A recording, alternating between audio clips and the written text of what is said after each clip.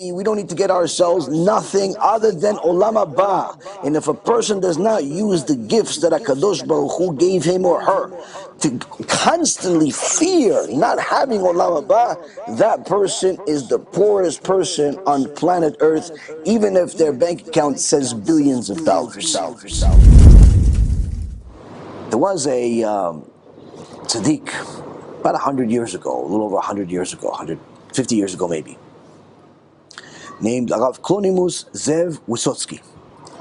Rav Kalonimus Zev Wissotzky was a Talmid Chacham, learned in Yeshivat Volozhin, and later on he went on to business. And Hashem gave him a lot of success. Hashem gave him success in business, and he noticed that there was a shortage in certain products in the Jewish world, and he saw that there's no kosher for Pesach tea in the Jewish world in Russia. So what did he do? He says, okay, let me get in, let me use this success to not only donate money to yeshivot, not only to do good things, but also to help the Jewish people. I have given them products that they need, and he went into the tea business. And he went into the tea business, and Hashem gave him an extraordinary amount of success, and until this day, you see his tea products, Wissotzky products, in the Jewish world and worldwide, where this tea is very popular, and Baruch Hashem. Now the question is, why did HaKadosh Baruch Hu give Rav Wissotzky such success? That until this day, over 100 years later, you still see his products out there, you still see the success. Why? Perhaps there was a whole list of good things that he did in his life, but all of those good things can be personified in his story. Rav Wissotzky used his money to show his express his love of Torah, and he donated to a lot of yeshivot. But he had a special relationship with the Sabba in Novardok. Something out of this world. So much so that everybody knew there was a difference.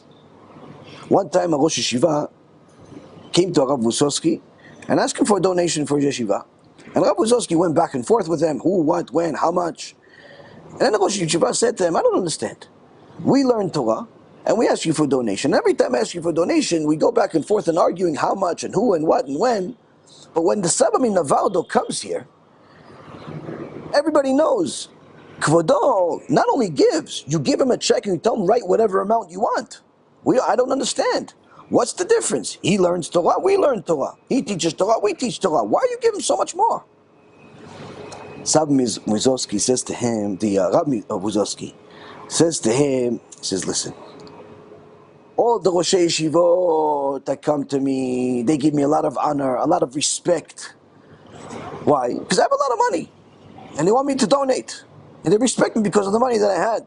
Sure, we're friendly with this, with that, but in reality, it's a special type of respect that I get because of how much money I have. So now because they give me so much respect for my money, they remind me how much I can do with this money, and they remind me how much I like the money that I have, that I don't really want to give it away. Because it's so good, why should I give it away? So, it's hard for me to give them a lot. So I give. But when the Sabba min Novardok comes to me, first and foremost, he doesn't look at me the same way as everybody else. He comes into my house after a long trip, there's mud on his shoes. He doesn't care about the mud on his shoes and the house and the fancy or anything. As soon as he gets into the house, he's screaming, Wissotzky, Wissotzky, money, Wissotzky, what we're going to do with your Olam Haba? All you have is money. Where's your Olam Haba, Wissotzky? Where's your Olam Haba? What are we going to do with all this money? And the Sabba min Novardok comes to me and he starts telling me how much of a problem I have, that I still have money that I haven't used to publicize Torah, to help Am Yisrael do tshuva, to help Avrechim. All I have is money that is going to stay in this world. I don't have enough for Olam Haba. What am I going to do? And he reminds me how the money that I have is simply a tool, a gift that HaKadosh Baruch Hu gave me in order for me to enter to Olam Haba. It's not to go buy more cars and helicopters and all types of things. It's for me to buy Olam Haba, to help myself get to Olam Haba. And if I don't use it the right way, I don't have Olam Haba. What value does this money actually have if I don't have Olam Haba? That's what the Sabba Novardok comes to and reminds me. He makes me realize this money that I have is not worth anything if I don't have Olam Haba. A lot of people think that because they have money, because they donate 1,000, 50,000, 100,000, oh, they're okay. They don't realize it's all relative. If you have a lot and there's not a lot in the Torah world, there's not a lot good that you're doing with it, you have a very serious problem. The Chafetz Chaim says that the people that will get the most amount of punishment are people that are successful and have a lot of money and did not use that money effectively to publicize more Torah. People think they're doing the rabbis a favor, they're doing us a favor because they're donating a few dollars. They don't realize everything is for themselves because a Kadosh Baruch Hu is going to give anyway. A person that's giving is giving for themselves. Rav Wissotzky, that knew a lot of Torah, understood this clearly, but he still needed the Sabba Novardok to remind him.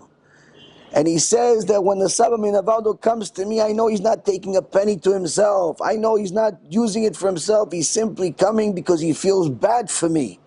He feels bad for me. And he wants to come help me. He wants to come help me get to Olam Haba. So after I get this reminder, this shock, I just give him a check. I said, please, Kvod Rav, just write whatever amount you need for the yeshiva, whatever you need, so I could at least have a chance to go to Olam Haba. This, Rabotai, is Dveikut be'HaKadosh Baruch Hu. This is not just knowledge that HaKadosh Baruch Hu exists, that we believe in Him, and we have faith in Him, and we have Bitachon in Him, and we fear. No, this is Dveikut be'HaKadosh Baruch Hu through the gift that HaKadosh Baruch Hu gave you. What happens a lot of times is that people get a certain gift. HaKadosh Baruch Hu shows them a way to use their gift in an effective way. They start good, but then the Yetzer Hara comes and tries to steer them in a different direction. They start helping, but then the Yetzer Hara tries to steer them in a different direction. They start doing something positive, but then the Yetzer Hara starts to steer them in a different direction. How can we run away from this Yetzer Hara? Dveikut be'HaKadosh Baruch Hu.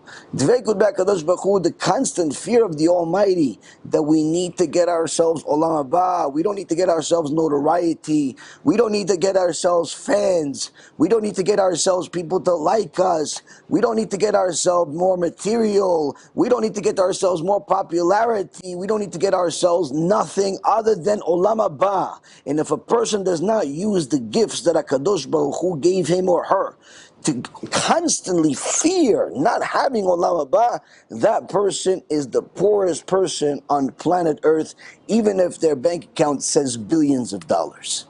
And that's one of the reasons why the Sabba Novardok, with certain people, he would talk this way and he would tell them, what do you have? You have only money. Other times he would come to people and he would just say Divrei Torah to them. And he said, but Kvod Rav, don't you want to talk about money? He goes, no, let's just talk about Torah. What, so Kvod Rav doesn't need money for his 70 yeshivot? The Sabba Novardok says to him, the Gemara in Masechet Shabbat, page Lamed Gimel, says that everybody knows what the Chatan and the Kala do on the day of their chuppah, but woe to the one who speaks about it. Meaning that, of course you know I need more money to do more Kiruv, to build more Torah, to do all good things, but why do we need to talk about it? Why doesn't it just come out from you that you want it, that you need it? Why don't you realize that it's for your sake, not for me? With some people, that's the way we would talk to them. With other people, literally would cry with them. The key is for us to learn from these stories and yearn to have real Dveikut be'HaKadosh Baruch Hu. And that way, we can not only live, but we can live with a purpose. May Ratzon, may it be His will, that each and every single one of us listen to the laws, yearn for Dveikut with HaKadosh Baruch Hu in such a way that when it comes to fighting idolatry, or fighting our own Yetzer Hara, or anything that's against Hashem, we will do it with joy. We will do it with simcha, even if that means it's a war against all types of things that are out there that are against Hashem. Because when you're serving Hashem with Dveikut, there's nothing in the world that's greater than that. Baruch Adonai Le'olam. Amen ve'amen.